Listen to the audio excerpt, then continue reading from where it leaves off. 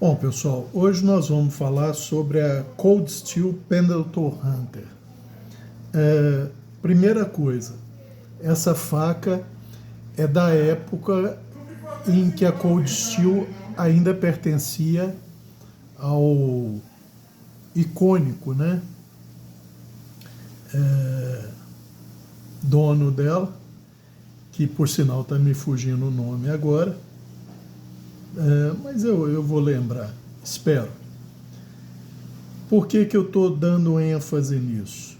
Porque, infelizmente, são repetidos os relatos de vários usuários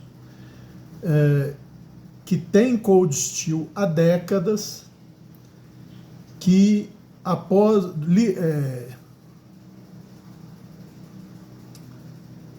como é que é? Thompson. Que após a aquisição da Cold Steel por essa empresa, ela tem várias marcas, tá?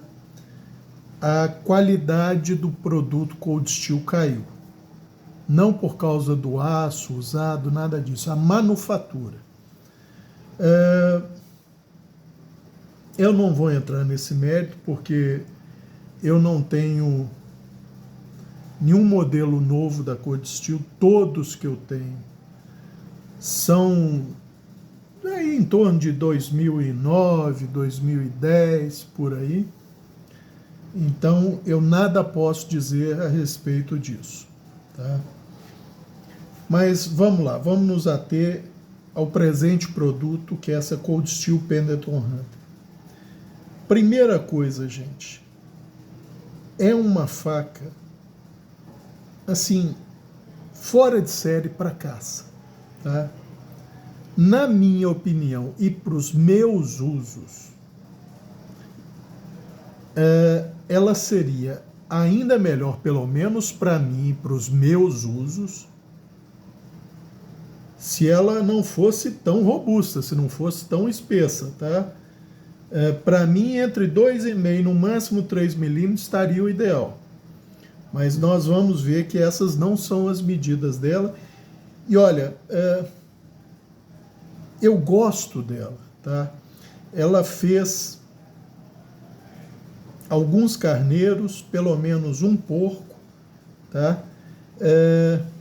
Ela tem um desempenho muito bom, porque, na verdade, gente, a maior espessura, como eu já falei, para você trabalhar carne, não faz muita diferença, desde que o restante da geometria ajude.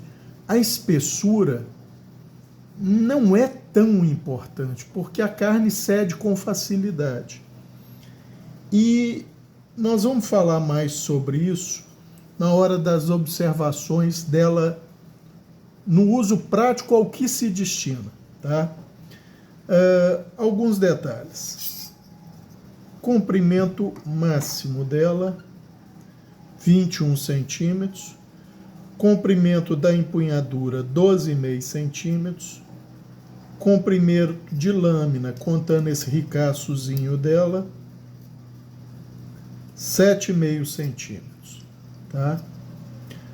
Comprimento efetivo de fio, 8 centímetros. Então, alguém pode estar falando, é uma faca pequena para caça. Gente, para mim, como eu tenho que dar o meu depoimento, que vale para os meus usos e hábitos pessoais, tá? É lógico, cada um tem os seus. Para mim, ela está num tamanho, se não ideal, muito próximo do ideal para trabalhar um animal. Animal pequeno ela já fica até um pouco grande, mas de cabrito carneiro para cima até um boi, para mim ela está perfeita, tá? A região do fio tem uma curvazinha suave ao longo de toda ela. Essa região aqui não é plana nesse pedaço aqui, como pode facilmente ser visto ao apoiar e ligeiramente movimentar a lâmina. Ela apoia um pouco mais aqui, tá? mas mesmo assim, mesmo aqui tem uma ligeira curvatura, o que auxilia bem no corte, tá? Porque se você tem uma área menor pressionando qualquer coisa que seja cortada, a eficiência do corte aumenta. E essa curvatura dela, gente, na hora da esfola, ajuda muito, mas ajuda muito, tá? E não, essa espessura de lâmina e essa lâmina curta não atrapalha a carnear, tá? Não atrapalha absolutamente nada. Apesar de, como eu disse, para os meus gostos e usos, eu preferia que ela tivesse entre 2,5 no máximo 3 milímetros de espessura máxima. Mas vamos lá. A empunhadura é o que a Cold Steel chama Kraton, é uma espécie de borracha, tá? Sobre um tangue que é integral. Esse olhar aqui ele é vazado no tangue dela, então o tangue não para antes. Ele só é revestido de borracha em todo ele, tá? Mas você chega com imã, ele adere aqui, adere aqui, adere aqui, adere aqui, sem o menor problema, tá? Ela tem um zigrinado muito eficiente. Aqui são só raiamentos, tá? Como na região posterior, que é um tronco de pirâmide, vamos dizer assim. Muito confortável na mão, apesar do peso, porque ela é pesada, tá? Ela pesa 156 gramas, pesada, mas digamos que é um peso que te ajuda no trabalho, porque te ajuda a indexar a faca. Não sei, só quem usa vai entender isso que eu estou falando. O centro de massa dela é mais ou menos aqui. Ah, Cabral, dá para fazer shopping? Gente, isso não é faca para isso. Apesar de, por causa da espessura e da massa dela, pequenos galhos você faz shopping sim, tá? Mas ela não é uma faca destinada a isso. Inclusive, por exemplo, batone, você não vai pensar em bater nesse cabo emborrachado. Por quê? O impacto de uma madeira aqui vai fazer com que o tangue lá dentro corte essa borracha. Cisalhe essa borracha. Então ela não é para isso. Se você quiser dar uma pancada aqui com uma madeira, um martelinho, no caso de partir osso, nós vamos ver que isso não é necessário, tá? Mas você pode fazer, mas aqui na região da empunhadura não faz isso não, porque você vai destruir a empunhadura dela. E a empunhadura dela é muito boa. Ela tem essa pequena guarda que não deixa de forma alguma sua mão avançar à frente em região do fio. Tem um pequeno choil aqui que você tem que ter cuidado, porque ele não é espaçoso o suficiente para o dedo, a não ser que você apoie na guarda. Mas dá para fazer uma pegada enforcada. Ela tem um chanfro aqui na frente que te facilita muito fazer o pinch grip quando você está coreando, ou se você quiser um detalhe maior na hora do carneamento, tá? Vamos a algumas medidas a empunhadura. É uma garrafinha, tá? Vamos deixar isso bem claro. É uma garrafinha, tá? Com a base até mais larga, que também não deixa sua mão ir a lugar nenhum quando você está usando. Você pode estar com a mão de gordura, sangue, sabão, não importa. Ela não vai escorregar da sua mão e não vai ser problemática quando você está trabalhando um animal, o que às vezes traz risco para você, tá? Ou, em uma situação menos pior, traz risco para as vísceras do animal, se você deixar ela escapulir da sua mão, tá? Antes você cortar as vísceras e contaminar a carne do que cortar a sua própria mão. Ou pior ainda, de alguém que eventualmente esteja te ajudando, tá? Então essa empunhadura dela, com esse raiamento aqui em cima, aqui embaixo, e esse zigrinado na região posterior dela, a torna quase impossível disso acontecer. Essa região aqui é lisa para você apoiar o dedão com o maior conforto possível, que também dá uma tração por ser emborrachado, tá? Medidas. Na região mais estreita, onde o indicador vai pegar enforcado, tem 14 milímetros. Na que seria a guarda dela, 15 milímetros. na barriguinha da garrafinha 19 milímetros, ponto 3, na região mais estreita aqui próximo ao pomo 16,8 milímetros e na região mais espessa do pomo 21,5 milímetros, tá? 21,5 e na menos espessa, no tronco de pirâmide, 13,4 milímetros, tá? Aqui atrás, 27,5, 27,5, 27,8, tá? Então, como vocês podem ver, a empunhadura é muito confortável em qualquer tipo de empunhadura, tá? Vai te permitir trabalhar um animal sem problema algum. Espessura máxima. Aqui é uma das coisas que, para mim, eu não via necessidade dessa espessura toda, tá? Para os meus usos. Ela tem 4,9 milímetros no ricaço. Um pouquinho à frente aqui, os mesmos 4,9. Mais à frente, os mesmos 4,9. Só a partir daqui que ela começa a fazer um distal taperzinho, 4,3, 3,4 e na pontinha aqui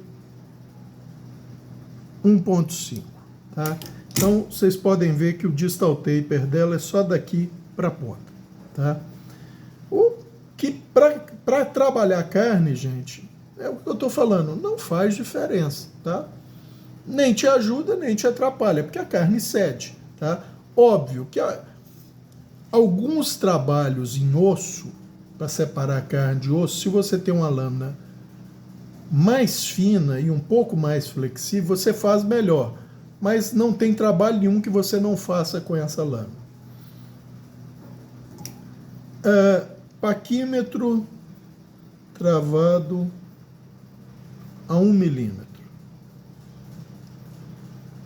Entra 4 milímetros nela, sendo nesse exemplar aqui que eu fiz aquela afiação que alguns amigos já conhecem, que é apoiar tanto o ombro do high hollow dela, porque sim, ela é uma high hollow, tanto o ombro do hollow, quanto a região do fio. Então o desbaixo é feito nas duas porções ao mesmo tempo. Por isso que vocês estão vendo, tem uma faixa de desbaixo aqui e outra aqui, tá? Isso é para aumentar a habilidade de corte dela. Ela é um hollow nem acentuado, mas nem tão raso, tá? Eu vou mostrar isso com o paquímetro, mas após esse desbaixo, é óbvio que aumentou a habilidade de corte dela, tá? Isso é óbvio. Por que eu digo que ela é um high hollow? Vejam só. A lâmina toda, da espinha até o fio,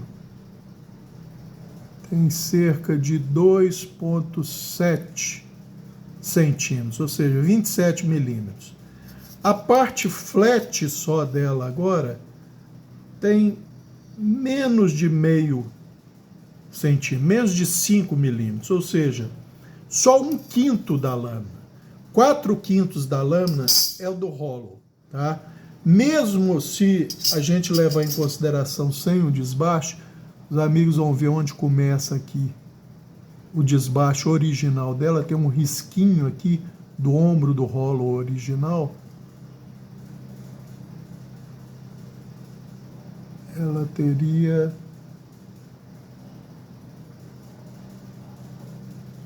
7 milímetros. 7 para... Vamos pegar aqui, na região do fio.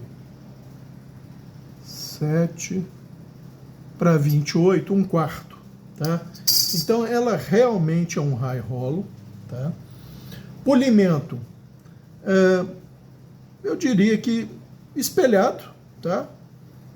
Não, ela não está mais por causa do uso e tal. De um lado vem Pendleton Hunter, tá? a laser, do outro Cold Steel VG1 Stainless Japan, tá?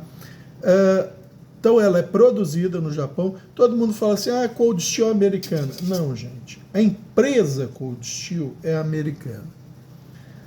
A produção das lâminas dela, ela diversifica em vários locais do mundo e procurando otimização de qualidade de tratamento térmico com baixo custo. Então você tem normalmente os facões, machetes, etc., são produzidos na África do Sul. Muitas lâminas são produzidas na China Democrática, ou seja, Taiwan. Tá? Algumas lâminas são produzidas no Japão. E assim vai, você tem alguns outros pontos. Tá? Mas sempre, enquanto era do Lin Thompson, aí lembrei o nome, Lin Thompson, a qualidade do tratamento térmico, gente, sempre foi o diferencial da Cold Steel. Então ela tinha muito bom tratamento térmico, aliado ao menor preço possível para o consumidor. É por isso que até hoje, talvez o AUS-8 da Cold Steel, pelo menos enquanto era do Lin Thompson, só perdesse ou fosse igual em qualidade para a marca Almar japonesa. Tá? É um AUS-8 excepcional, excepcional. Mesma coisa para o VG1.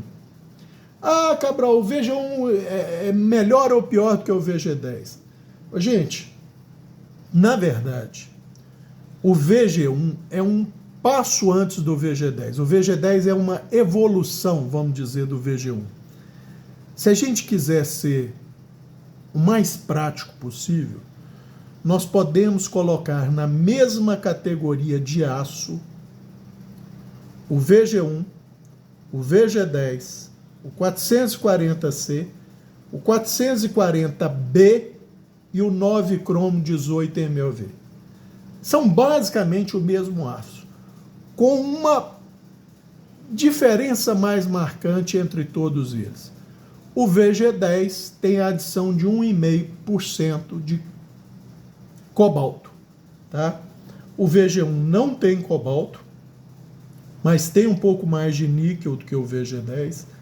Mas em termos práticos, gente, é o mesmo aço. Qual a diferença? O VG10 é mais, vamos dizer, tolerante a um tratamento térmico não tão ideal. Ou seja, ele dá algumas folgas para quem faz o tratamento térmico. O VG1 é mais demandante um pouco. E esse VG1, tá, quando comparado ao meu VG10 da Spyderco, mesmo depois que eu eliminei a parte queimada, entre aspas, do fio, e cheguei num aço bom, depois de mais de década, bem mais de década, porque eu simplesmente aceitei que era uma qualidade ruim e não ia desbastar aço por causa disso, igual eu fiz com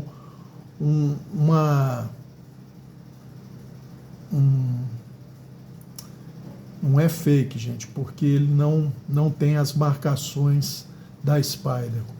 Uma cópia de um Military em D2, que esse sim eu eliminei a região do fio até chegar no D2 bom dele. Nesse VG10 da Spyderco eu nunca fiz isso. Só muito recentemente, há coisa de um ano, talvez um pouco mais, com as sucessivas afiações, eu finalmente cheguei num aço bom. O desempenho desse VG1 com 59 de dureza, ele dá menos microdentes, mesmo que o meu VG10 agora no aço bom da Spyderco. Tá?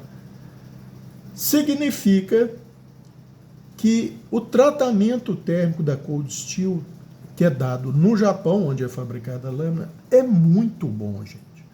Então não é que o VG1 seja melhor do que o VG10. Tecnicamente não deveria ser.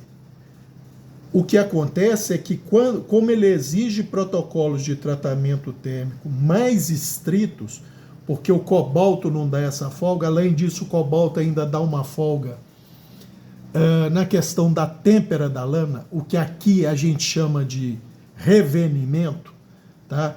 Mas no se fazer a têmpera da lâmina, ou seja, no fazer baixar a dureza após o quench, após o choque térmico dado na lâmina, o VG10, e isso é bom que os amigos atentem, o VG10, graças ao cobalto, ele aceita melhor um revestimento sem baixar tanto a dureza, ou sem baixar a dureza, tá? O cobalto dá essa resistência à têmpera, né? Evita que a temperatura caia, a dureza caia com a têmpera. Então, para você conseguir o mesmo abaixamento de dureza num VG10, você precisa, às vezes, de uma temperatura um pouco mais elevada do que para outros aços. O que, como eu falei,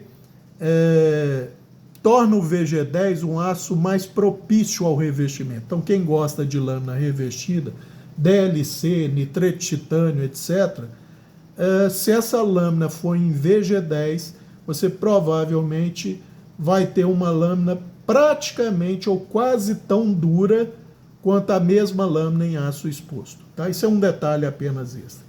Mas como eu vinha dizendo, o VG1 dessa lâmina, gente, pelo tempo de uso que eu tenho com ela, ele me dá um retorno muito bom. Tem uma boa retenção de fio, que seria ainda melhor se ela fosse menos espessa, porque essa região, com exceção da carne, que a carne não oferece resistência, mas para outros cortes, não exigiria mais força da minha parte para fazer os cortes se fosse menos espessa, tá? Mas é um aço muito bom.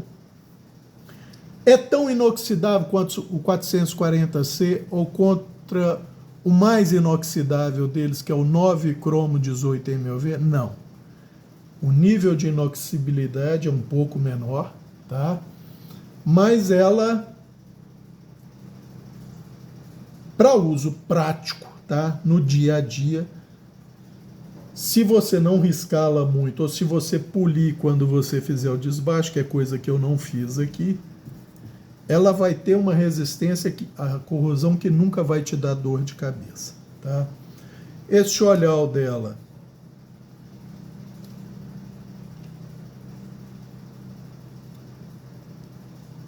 tem 4,5 milímetros, então o paracorde de meio centímetro entra apertado aqui, tá?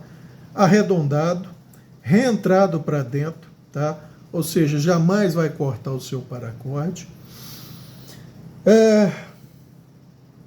A bainha é um plástico, isso não é Kydex, tá? Por isso eu sempre tenho cuidado no colocar ela na bainha, que trava bem, mesmo sem o strapzinho aqui com o botão de pressão, tá? Trava muito bem. Para tirar, você apoia o dedão, empurra.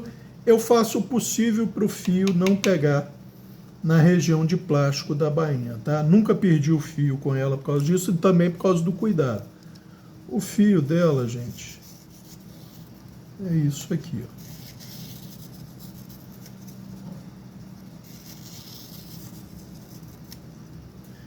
Ela, como eu falei, é uma faca talhada para caça. Porém, como eu já falei, para os meus hábitos e usos, ela não é a minha faca preferida de caça. Eu tenho outra, ela é a segunda faca preferida de caça, tá? Por quê? Porque é muito espessa, tá? Muito espessa. E eu também considero o peso também, tá, gente? Para lidar com um animal grande, um boi, não seria problema, mas vamos dizer, um caçador profissional, um guia de caça, que tem que lidar com 3, 4, o peso dela, tá certo, uma pessoa dessa tem um excelente preparo físico e tal, mas não é uma coisa que você queira, se você tiver uma opção mais leve. Mas, como eu estou falando, ela é uma faca, gente, talhada para o caçador ou aquele que limpa um animal, que tem o hábito de cortar osso. Eu não tenho esse hábito. Eu sempre procuro evitar cortar osso o máximo possível. Mas, por exemplo, se eu estiver na sede da propriedade rural ou numa varanda, aí eu não vejo muito problema de cortar osso, tá? Porque você vai estar ali pronto para fazer uma higienização dessa carcaça, vai poder lavar essa carcaça, vai poder resfriar essa carcaça. Então, eu não vejo muito problema em cortar o osso aí. Mas a campo, quando você tem que transportar a carcaça, eu não gosto, porque aí você vai se expor. Boa parte das zoonoses transmissíveis ao homem estão na medula dos ossos, tá? Então você não quer ser riscado ou cortado por um osso. Você expõe a carne à contaminação, mas ela é uma faca, gente, que tem uma robustez tão grande para aqueles que gostam cortar o externo do animal.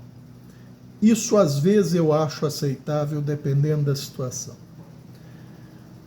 Abrir a pelve do animal. Gente, na pelve do animal, se você está com o animal pendurado de cabeça para baixo, não tem muito sentido você criar o canal, que é um canal que você cria quando você secciona a pelve para a descida dos intestinos. Não tem muita lógica você fazer isso com o animal pendurado, tá? Você pode só soltar o reto e a uretra, se for uma fêmea, se for um macho, também você pode soltar, mas normalmente você pode cortar antes. Mas se for uma fêmea, você solta a uretra, a vulva da fêmea, junto com o ânus e o reto, tá? Para tirar bexiga e tudo tal, depois sem contaminar a carne. Mas se o animal está pendurado, gente, eu não vejo muita lógica em você abrir a pelve. Tá certo, a pelve, ela não é uma solda óssea, tá? É o que a gente chama de sínfise. Sínfise é a união de dois ossos via um tecido cartilaginoso, colaginoso, fibroso, tá? Por isso, para você criar esse canal de escoamento, por exemplo, em porco a gente costuma fazer isso quando ele está deitado numa mesa. Nesse ponto eu acho válido você cortar, entre aspas, o osso, que é o osso da bacia. Você secciona a carne, você entre os dois pernis, na união dos dois pernis, você passa a lâmina até cortar toda a carne e chegar no osso, ou na união dos dois ossos da bacia. Você não está arriscando estrutura intestinal nenhuma ali, uretra, nada disso. Então você pode fazer sem medo, que não vai dar pepino. Separou a carne toda, você vai nitidamente ver a junção óssea. Você só posiciona a pontinha da faca e vai dando umas pancadinhas. Quanto mais velho for o animal, um pouco mais de força você vai ter que fazer. Se for um porco novo, gente, 150, 180 dias, você chega ali, dá uma pancadinha, desce o fio um pouco, força, a pelve já abre, tá? Então, nesse caso, essa faca é muito boa para separar externo, até de boi, tá? Eu nunca separei externo de boi com ela, mas externo de porco e carneiro, ela entra, só você fazer uma forcinha que aquilo vai, que chega lá do outro lado sem o menor problema, tá? Problema nenhum. E a mesma coisa já se deu com uma capivara, uma fêmea, tá? Se eu me lembro bem. Esforço nenhum, zero. E outra coisa também, gente, para quem não gosta de usar machadinha ou machado em carcaça animal.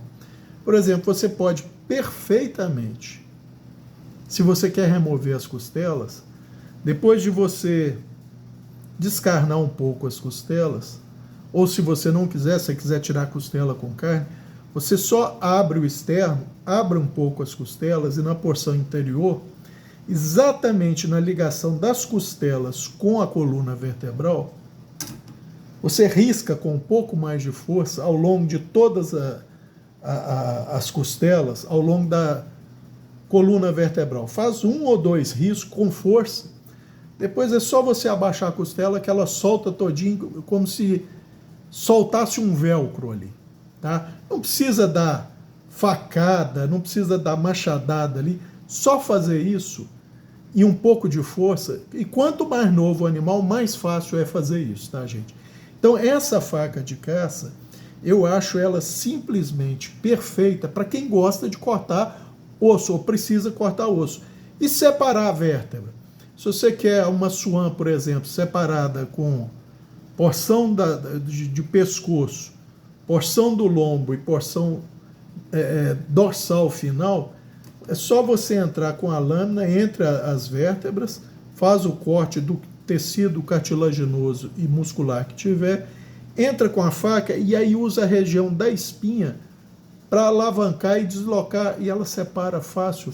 Então, para esse tipo de preparador de carne ou caçador, essa faca, gente, é talhada, mas talhada mesmo, porque ela tem a robustez estrutural para suportar isso, tem uma boa habilidade de corte para a carne, tem uma boa geometria para lidar com a carne, e como eu falei, te permite riscar o osso a ponto de separar o osso, tá? A ponto de cortar o osso, igual o externo. A bacia, separar a bacia, eu não considero cortar o osso, tá? Porque, como eu já falei, é uma sínfise. É um tecido cartilaginoso, fibroso ali, que mesmo no animal mais velho, a não ser em casos de animal muito velho ou patológico, que aquilo ali calcifica. Aí pode dar um pouco mais de trabalho, mas é perfeitamente execuível, tá? Então eu acho que era isso por esse vídeo, tá, gente? Só para apresentar para os amigos uma faca de caça, talhada para caça, mas que para o meu gosto eu acharia ela perfeita, literalmente perfeita, se ela fosse menos espessa, se tivesse até no máximo 3 milímetros, que me satisfaria para os meus hábitos de preparar uma carcaça, tá? Eu não vejo necessidade dessa espessura toda, tá? 4,9 milímetros é muito mais do que eu preciso numa faca, tá? Para trabalhar uma carcaça, mesmo de um animal grande, um boi de 450, 500, 600 quilos, tá? Na vida eu já preparei uns 3 ou 4 garrotes, tá? Essa aqui nunca trabalhou num garrote, eu tenho que falar a verdade, mas já trabalhou em porco, já trabalhou uns 2 ou 3 carneiros, que não é muito, mas já, e numa capivara, tá? É por isso que eu posso atestar, como uma lâmina de caça, ela é muito boa. Para a maioria dos caçadores, a maioria vai achar excelente essa espessura, tá? Eu, como já falei, para os meus usos, preferia que ela tivesse no máximo 3 milímetros, tá? O aço é o VG1, tão bom quanto o VG10, tão bom quanto o 440C, tão bom quanto o 440B. Ah, Cabral, eu nunca vi 440B no Ocidente. Já, você só não sabe o nome. É porque o equivalente chinês do 440C, na verdade, em termos de teor de carbono, ela está mais para ser equivalente ao 440B do que ao 440C. Mas como ficou convencionado que o 9-cromo 18 MOV é o equivalente ao 440C, está valendo. O spec do 440C é o máximo de carbono do 9-cromo 18 MOV até 1,5. O máximo de carbono do 9-cromo 18 MOV é 0,95, que é o spec do 440B, tá? O VG1 está mais ou menos nesse espectro de carbono. Tem cromo bem menos do que o 9-cromo 18 MOV e menos que o 440C. O cromo dele tem em torno de 14,5, 15, o que faz com que os carbonetos de cromo do VG1 sejam menores que o 440C e menores que o 9 cromo 18 MOV, que já são um pouco menores do que o 440C. Tá? Então, ela tende a dar menos dente quando o tratamento é otimizado que o 440C e o 9 cromo 18 MOV. Tá, gente? Isso é importante os amigos guardarem. Ah, Cabral, entre VG1 e VG10, qual que eu escolho? Escolha a lâmina que mais te aprover, que você mais gostar. Porque basicamente são a mesma coisa. Uma diferençazinha. A faixa ideal de dureza para o VG1 é até 60. O VG10, graças à adição do cobalto, você pode ir até 62. Tá? É isso.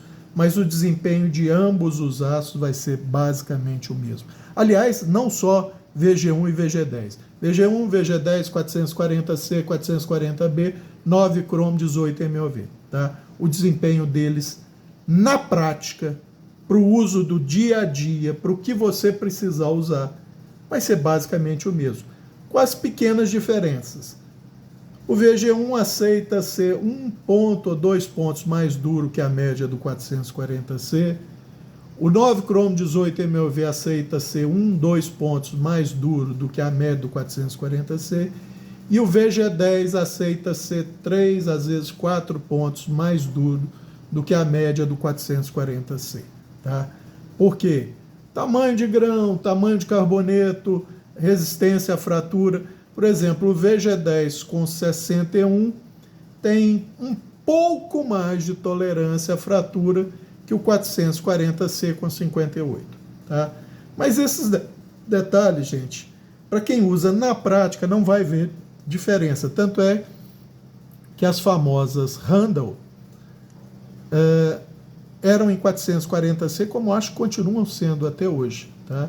E são reverenciadas assim por quem entende lâmina como o ápice das lâminas de caça. E são em 440C. Tá? Então, em termos práticos, pode considerar o VG1 a mesma coisa que o VG10, a mesma coisa que o 440C, a mesma coisa que o 440B, que a gente não vê no Ocidente, e a mesma coisa que o 9 cromo 18 MOV, que seria o real equivalente ao 440B. Porém, no Ocidente, teve como consenso que o 9 cromo 18 MOV é o equivalente ao 440C para a China. Tá ok? A bainha, eu já falei o peso dela, 60 gramas. Tá? Então, 156 com 60, vocês fazem a conta. Muito confortável para porte, tá? Porque essa nylon balístico dela não atrapalha em nada no você sentar, ela cede, tá? Fica junto ao corpo. Tem 2 passadores aqui para você botar um strap na perna, um strap para ela ficar fixa mesmo, tá?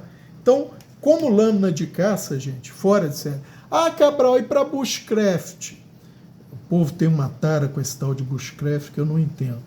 Ninguém vai sobreviver na mata fazendo o que eles fazem por diversão no quintal ou pouco depois da cerca da sede da fazenda.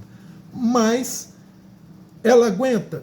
Gente, com essa robustez, eu acho que aguenta, mas como eu já falei, ela não é para tomar pancada na empunhadura, tá?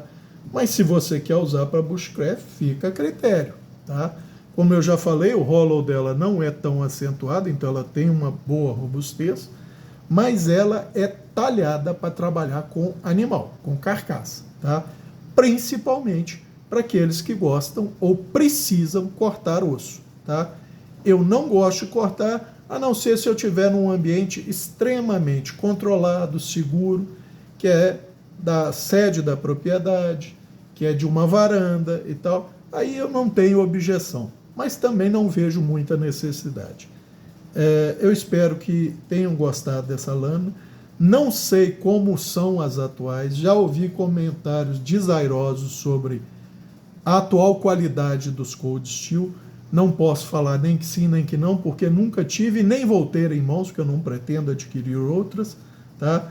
Mas Eu já vi gente que entende e que não é patrocinado para falar só coisa boa, falando que a qualidade caiu, porque são pessoas que usam cold steel há décadas e falam, ó, não tem a mesma qualidade dos antigos.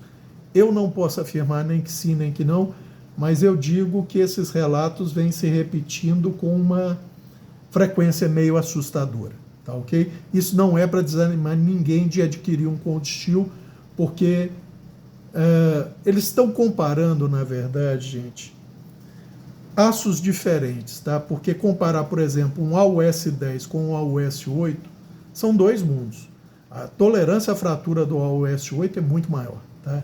Então o AUS 8 não vai dar dente, vai ser difícil de fraturar a lâmina, coisa que com o AUS 10 não é bem assim. Então eu não sei até que ponto também isso, mas alguns também têm falado em termos de acabamento. Acabamento da cold steel sempre foi muito bom, tá? Mas isso aí, não vou entrar nesse mérito, porque eu já falei, nunca tive em mãos um novo cold steel pós-Lin Thompson, e nem vou ter, porque não vou comprar, tá? A não ser que um amigo tenha, me mostre e tal, mas eu prefiro ficar um pouco cético só, porque eu já vi muita gente boa que entende fazendo comentários assim, pelo menos em relação ao acabamento, que não está a mesma coisa, e alguns chegando a afirmar que a qualidade do tratamento térmico também não é lá essas coisas, mas não sei se estão comparando maçãs com mangas, comparando a AUS 8 com a AUS 10 ou S35V, tá? VN, perdão. Então é isso por esse vídeo, um abraço a todos.